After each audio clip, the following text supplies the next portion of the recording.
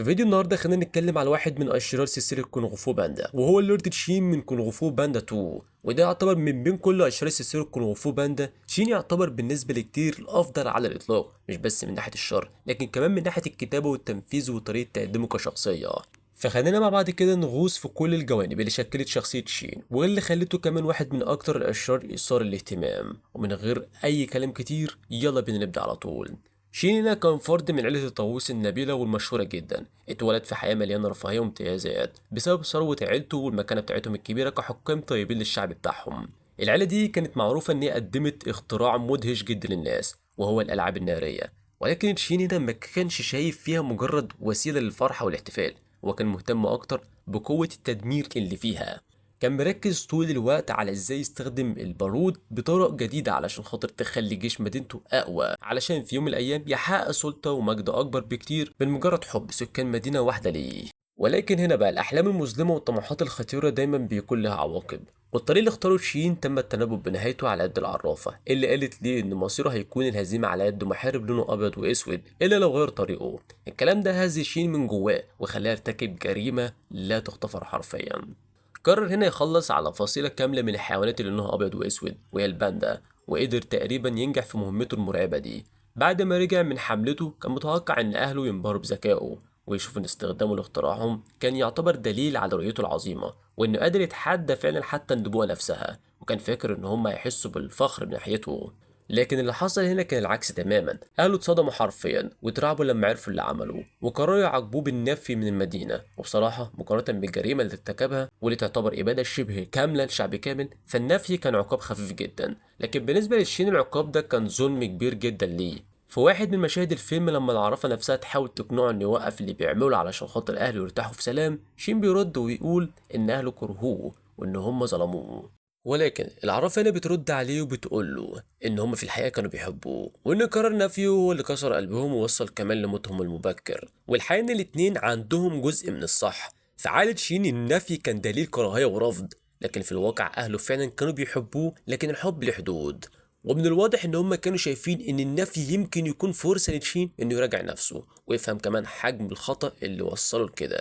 لكن الحياة ساعات بتتشوه في عقل الإنسان حسب الطريقة اللي هو بيشوف بها الأمور، والتحيزات دي بتأثر جدا على طريقة الإنسان في فهم الحقيقة. ورغم إن تشين في المشهد اللي فات وضح إنه عنده شوية ندم على النهاية اللي وصلت ليها علاقته بأهله، إلا إن نظرته لتصرفاتهم خلتهم فعلا في عينه هم الأشرار.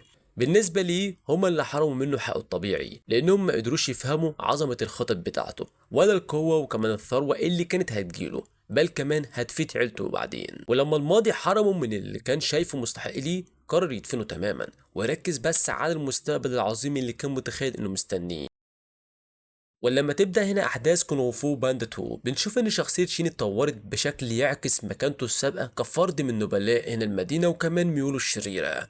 شين هنا عنده حس فكاهي في بعض اللحظات، لكن في نفس الوقت هو متكبر جدا، مغرور، ساخر وحقود كمان. طاووس بيتصرف كأنه ملك فعلا وبيتحرك وبيتكلم بثقة مبالغ فيها، وكلامه دايما فيها يعتبر استعراض وفخامة بتزود إحساس الغرور اللي بيظهر في كل كلمة. وكمان الطريقة اللي بيتكلم بيها بتضيف لشخصيته طابع قاتل ومخيف. أما شكله الخارجي فده يعتبر ليه دور كبير جدا في إبراز الجانب المظلم فيه. جسمه الأبيض الشاحب ده وريشه الأحمر والأسود اللي شكله كأنه عيون شريرة بتبص فيك، ومنقاره الرماد القاسي وعينيه المحاطة بالسواد وحواجبه الحادة السوداء، كل ده بيدي لشين هالة كده من الشر والقسوة، وفي نفس الوقت في أناقة مرعبة. لكن مظهر الشين مش مجرد شكل شرير وخلاص، هو كمان جزء مهم جدا من شخصيته ومرتبط طبعا كمان بالقدر. في العالم بتاع كونغ فو باندا القدر والمصير والنبوءات عناصر أساسية جدا بتحكم مجرى الأحداث، وشين هنا زي باقي الشخصيات ما كانش بعيد عن القوى الغامضة دي. لكن غير نبوة العرافة في علامة تانية أكتر هدوءا بتوضح إن مصيره كان متحدد من لحظة ولادته.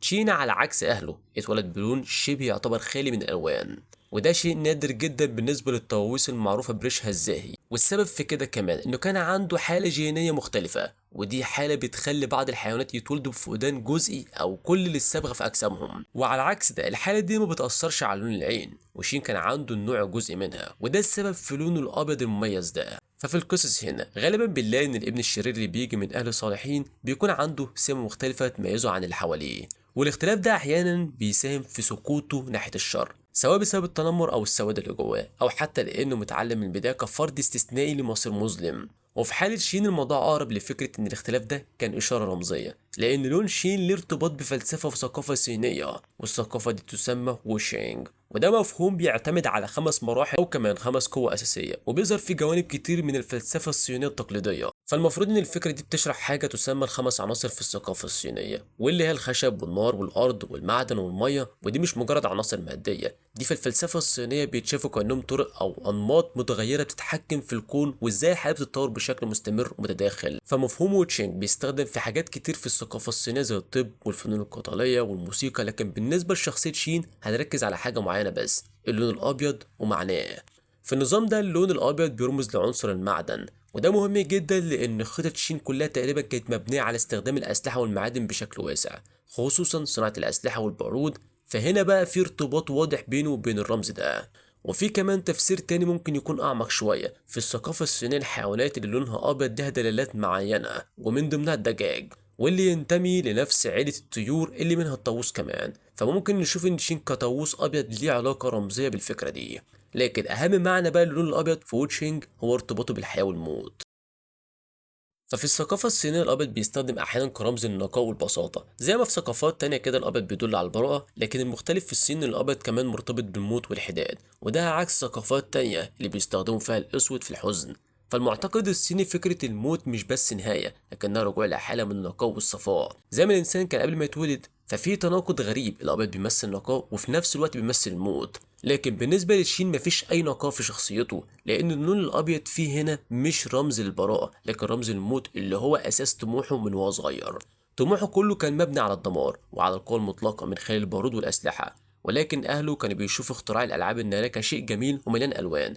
شين هنا كان شايفه بس كأداة انفجار ودمار، والانفجارات دي كانت في نظره هي الطريق اللي هيوصله السلطة المطلقة، مش بس على المدينة اللي كان عايش فيها لكن على كل الصين.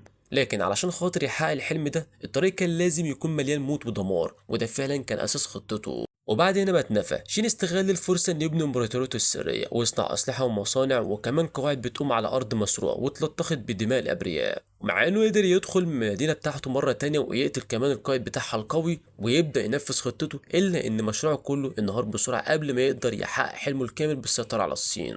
وفي النهاية رغم محاولاته انه يتحدى النبوءة ويثبت انه هو اقوى منها، الا انه في النهاية فشل. لكن السؤال هنا، ليه دايما الشخصيات اللي حياتها مرتبطة بنبوءات بتفشل انها تهرب منها رغم انها بتحاول بكل قوتها؟ الحقيقة ان النبوءة مش معناها ان حياتك مكتوبة ومفيش منها هروب مهما عملت، لكنها اقرب لفكرة ان هي بتقولك لو كملت في نفس الطريق اللي انت ماشي فيه النتيجة غالبا هتكون كده. يعني النبوءة مش قدر محتوم قد ما هي تحذير او اشارة. بس المشكلة ان شخصيات زي لورد تشين هنا بيبقوا عندهم حاجة خطيرة جدا تسمى الغرور او الكبرياء الزايد.